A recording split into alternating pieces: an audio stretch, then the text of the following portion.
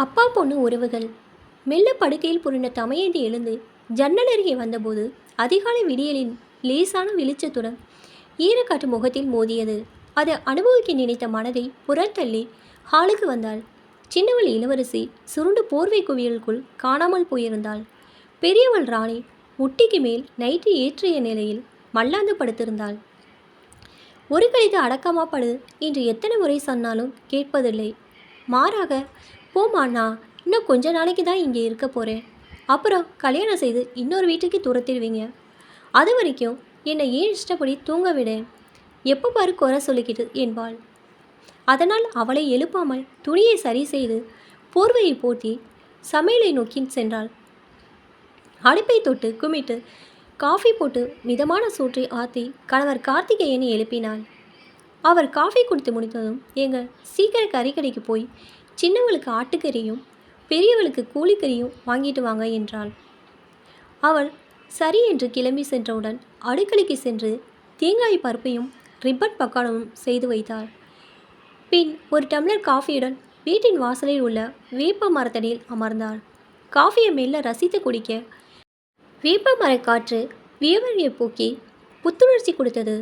பொதுவாக ஞாயிற்றுக்கிழமை என்றாலே அன்றாட வேலைகளிலிருந்து விலகி ஓய்வெடுக்கும் நாள் என்பர். ஆனால் தமயந்திக்கோ தலகீழ். வார நாட்களில் அவ்வளோவாக வேலை இருக்காது. ஞாயிற்றுக்கிழமையிலோ பம்பரமாக சுழல்வாள். அரசு ஊழியரான கணவரும் +2 படிக்கும் இளவரசியும் மதிய உணவுடன் காலை 7 மணிக்கு வீட்டை விட்டு கிளம்பினாள்.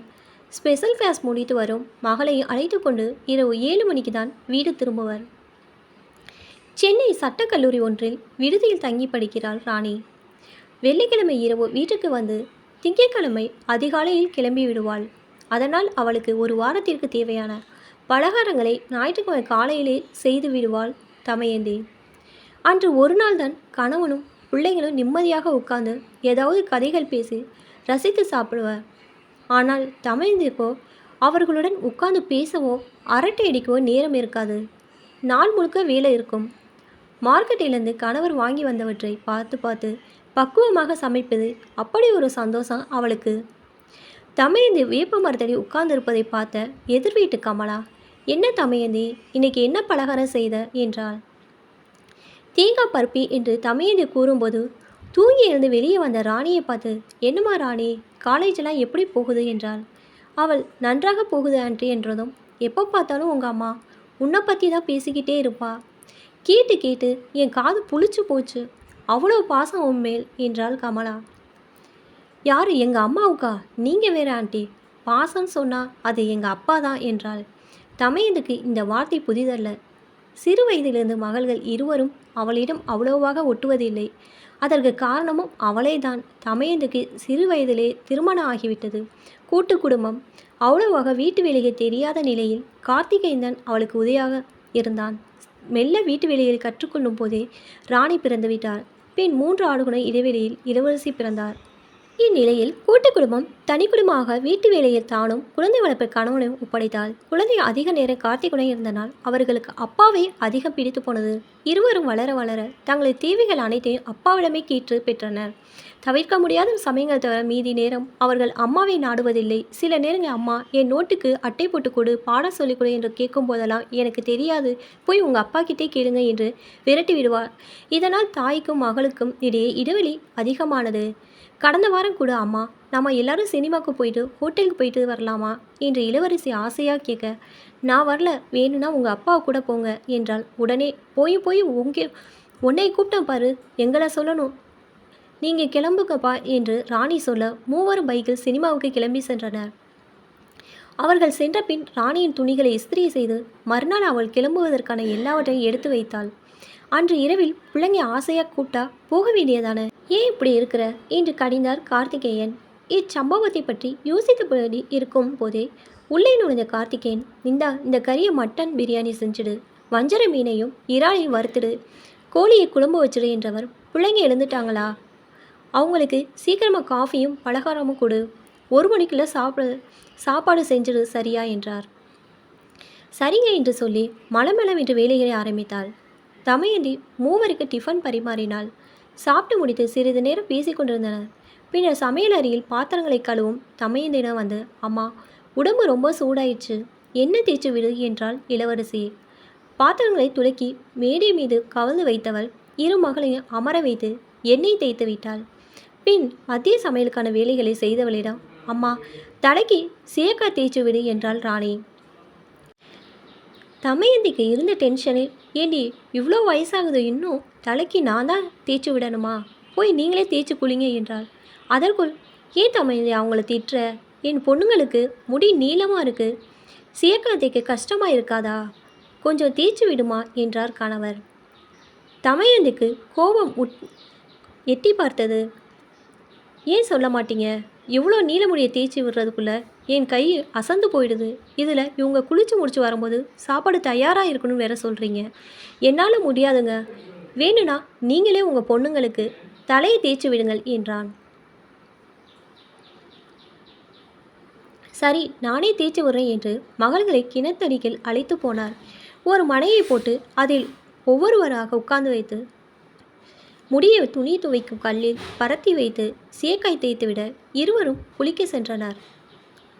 சமையல் முடித்து தமையந்தி இலையை போடவும் மூவரை குளித்து முடித்து வரவும் சரியாக இருந்தது. சாப்பாடு பரிமாறிய அம்மாவிடம் தன் முடியை காட்டி, பாரு, எங்கள் அப்பா எவ்வளோ அழகாக தேய்ச்சி விட்டுருக்காரு, நீ என்னைக்காவது இப்படி பலப்படம் தேய்ச்சி விட்டுருக்கியா, நீ வேஸ்ட்டு, எங்கள் அப்பா தான் உலகத்திலே பெஸ்ட்டு என்றாள் ராணி. இதை கேட்டதும் கண்கள் கலங்க சிரமப்பட்டு தன்னை கட்டுப்படுத்தி கொண்டாள் தமையந்தி. எல்லாரும் சாப்பிட்டு முடித்தபின் பாத்திரங்களை எடுத்து ஒழுங்குபடுத்தியவளுக்கு கண்ணீரை அடக்க முடியவில்லை. சற்றென கிணற்றடிக்கு சென்றவள் குலுங்கி குலுங்கி அழ ஆரம்பித்தாள். எதர்ச்சியாக அங்கே வந்த கார்த்திகேயன் மனைவி அழுவதை பார்த்தவருக்கு சாப்பிடும்போது ராணி சொன்னதும் உடனே தமையந்தியின் கண்கள் கலங்கியதும் நினைவுக்கு வர அவர் அருகில் அமர்ந்து, ஏதோ பசங்க விளையாட்டாக பேசினதுக்கு போய் அலறியே என்றார். அவள் பதில் சொல்லாமல் விசும்புவதை பார்த்து, ஆனாலும் நீயும் தப்பு செய்கிற, உன் பொண்ணுங்க மேலே எவ்வளோ பாசம் வச்சுருக்குற, அவங்களுக்கு விதவிதமாக துணி வாங்குறதும் சமைச்சு போடுறதும் ஒரு வேலையை செய்ய விடாமல் எல்லாத்தையும் இழுத்து போட்டு செய்கிற, ஆனால் அவங்களாம் ஆசைப்பட்டு ஏதாவது கேட்டால் உங்கள் அப்பாவை போய் கேளுன்னு விரட்டி விடுற, அதனால்தான் அவங்க உன்னை விட என் மேலே ரொம்ப பாசமாக இருக்காங்க என்றார். மெல்ல நிமிர்ந்து கண்களை துடைத்து கணவரை உற்று பார்த்தவள், உங்கள் பொண்ணு என் அம்மா வேஸ்ட்டுன்னு சொன்னதுக்காக அழலைங்க, உலகத்திலே எங்கள் அப்பா தான் பெஸ்ட்டுன்னு சொன்னாலே அந்த சந்தோஷத்தில் அழறேன் என்றாள். பெற்றோரை தேடி வந்த மகள்கள் அம்மா பேசுவது ஒன்றும் புரியாமல் அப்படியே நின்று விட்டனர். என்கிட்ட நல்லா பேசிட்டு வயலுக்கு போன எங்கள் அப்பா 1 மணி நேரத்தில் பாம்பு கடிச்சு பிணமாக வந்தார். அப்போது எனக்கு வயசு 15. நான் எவ்வளோ துடிச்சு போனேன் தெரியுமா. இந்த உலகத்திலே ரொம்ப மகத்துவமானது அப்பா அம்மா பாசம்தான். ஆனால் கடவுள் எங்கள் அப்பாவை என்கிட்ட இருந்து பாதியிலேயே பறிச்சிட்டாரு. நமக்கு திருமணமாகி குழந்தைங்க பிறந்ததும் உங்கள் கண்ணில் தெரிஞ்ச அப்பா பாசத்தை பார்த்ததும் எங்கள் அப்பா ஞாபகம் தான் வந்தது. அப்போ இருந்து நம்ம பொண்ணுங்க மேலே நீங்கள் காட்டுற பாசத்தை பார்த்து ரசிக்க ஆரம்பித்தேன். அதற்காக தான் நான் விலகி நின்னேன். இன்றைக்கி நீங்கள் 20 வயசு பொண்ணுக்கு தலை தேய்ச்சி விடுறீங்களே, அதை பார்த்து சந்தோஷத்தை அழாமல் இருக்க முடியலைங்க என கூறி மீண்டும் அழ ஆரம்பித்தாள். அப்போது மகள்கள் இருவரும் ஓடி வந்து, எங்களை மன்னிச்சிடுங்கம்மா என்று தாயை கட்டி, உன் மனசு புரியாமல் உன்னை ரொம்ப காயப்படுத்திட்டோம் என்றனர். மகள்கள் இருவரையும் அழைத்து முத்தமலை பொழிந்த தமையந்திக்கு வார்த்தை வரவில்லை. கார்த்திகையின் மனதோ வேறு விதமாக இருந்தது. தன் 15 வயதில் இறந்து போன அப்பாவை நினைத்து 40 வயதில் ஒரு பெண் அழ முடியுமா?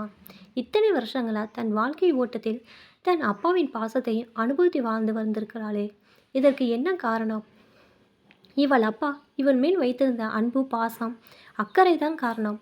இப்படி ஒன்று பொண்ணு மனசில் ஜெயிக்கிற அப்பாவோ என்னால் வாழ முடியுமா என யோசித்த போது முடியும் என்று தோன்றியது. மனைவியின் தோலை தொட்டு, போது தமையை நீ அழுதது, இனிமேல் நீ அழக்கூடாது. இத்தனை வருஷத்தில் நீ இதை பற்றி என்கிட்ட பேசினதே இல்லை. அது சரி, நீ பேசியிருந்தாலும் நான் என்ன சொல்லியிருக்க போகிறேன்? ஊர்வலத்தில் யாருடைய அப்பாவும் இறந்து போகலை, வேலையை பாருன்ருப்பேன். ஆனால் இப்போவும் மனசு எனக்கு நல்லா புரியுது. நான் இப்போ இருக்கிறத விட இன்னும் நல்ல அப்பாவாக இருப்பேன். இது என் மகள்கள் மேல் சத்தியம் என்றார். அவரது கையை அன்புடன் பற்றிய ராணியும் இளவரசியும், அம்மா, நீ ஆசைப்பட்ட அப்பா பொண்ணு பாசத்தை நாங்கள் உனக்கு தருவோம். நீ இனிமே அதை சந்தோஷமாக சிரிச்சுக்கிட்டே பார்க்கணும், அழுதுகிட்டே இல்லை என்றனர். இப்போ தான் என்னோடய சேனல் ஃபஸ்ட் டைம் பார்க்குறீங்கன்னா சப்ஸ்கிரைப் பண்ணிக்கோங்க. பக்கத்தில் இருக்க பெல் ஐக்கானை ப்ரெஸ் பண்ணிக்கோங்க. அப்போ தான் நான் ஒவ்வொரு தடவை வீடியோ போடும்போதும் உங்களுக்கு நோட்டிஃபிகேஷனில் வரும். தேங்க்ஸ் ஃபார் வாட்சிங்.